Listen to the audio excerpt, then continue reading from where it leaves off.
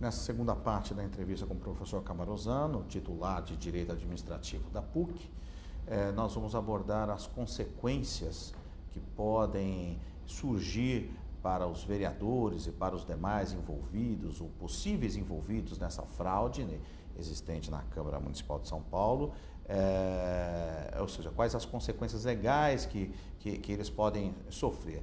Professor, é possível se falar em tese que a fraude no painel de votação, a fraude na presença e até mesmo o quórum fantasma para algumas sessões configuraria um ato de improbidade administrativa, configuraria quebra de decoro parlamentar e talvez até mesmo poderia ser tipificado criminalmente, como a polícia agora pensa, pelo menos em tese, nos delitos de falsidade ideológica e peculato?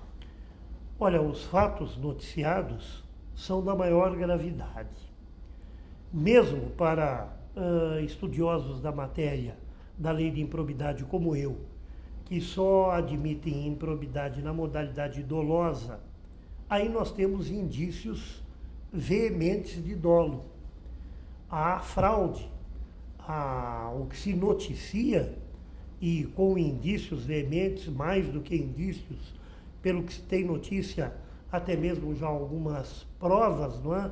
Nesse sentido, é exatamente a utilização de expedientes fraudulentos, claro, com a consciência, evidentemente, de que são expedientes fraudulentos, para fazer aprovar, não é? Projetos, propostas pelo plenário da Câmara Municipal sem a observância do quórum e mais, servidores eventualmente votando em nome dos vereadores ou de alguns vereadores que sequer presentes estavam em plenário.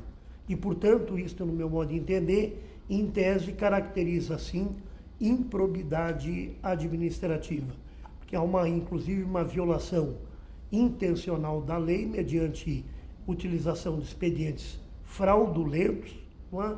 Violando bens jurídicos da maior relevância amparados pela lei de improbidade. A fraude na presença, ou seja, o vereador que porventura não estava na casa e teve a sua presença marcada em plenário indevidamente, também pode incorrer, desde que tenha havido dolo do vereador, na improbidade administrativa?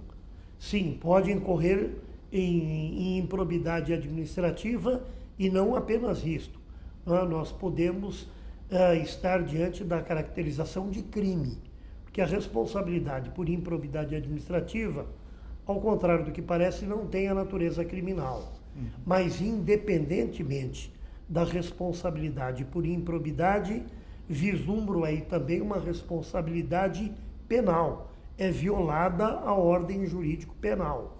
Tudo indica que houve crime de falsidade e, portanto, isto está previsto também na legislação penal. Quando o vereador recebe o dinheiro que deveria ter sido descontado do seu salário, em tese, né, porque a falta provoca, né, quando computada, esse desconto, né?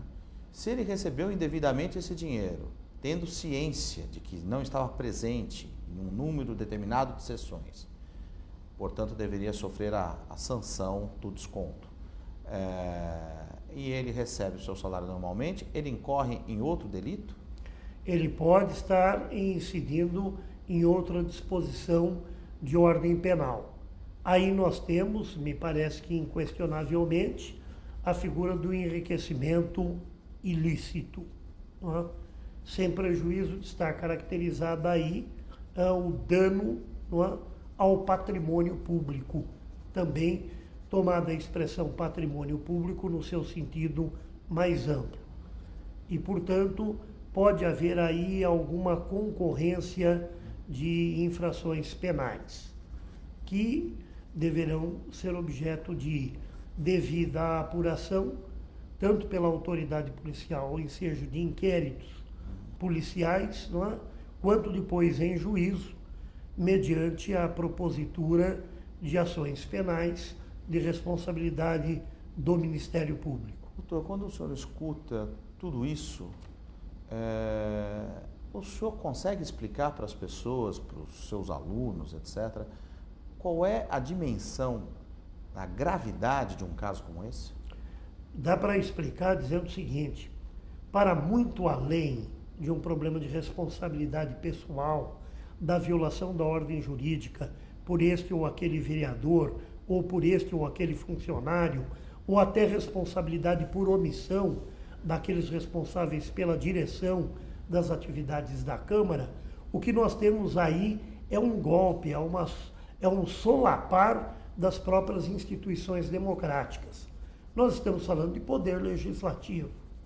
E não há muito tempo nós passamos por uma época de grande descrédito do legislativo, o que tem estimulado algumas posturas autoritárias.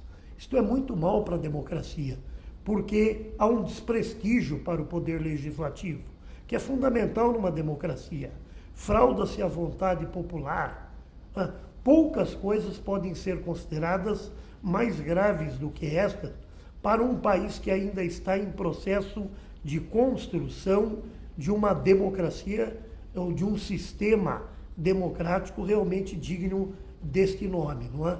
Há uma banalização da falta do decoro, da irresponsabilidade, e tudo isto não é um problema que se circunscreva, no meu modo de entender, ao município de São Paulo. Isto, no meu modo de entender, tem um caráter nacional, na medida em que afeta, desprestigia, amesquinha o próprio regime democrático consagrado constitucionalmente mediante a fraude à vontade popular, que é representada pela pessoa do legislador, pelo exercente de mandato legislativo em plenário.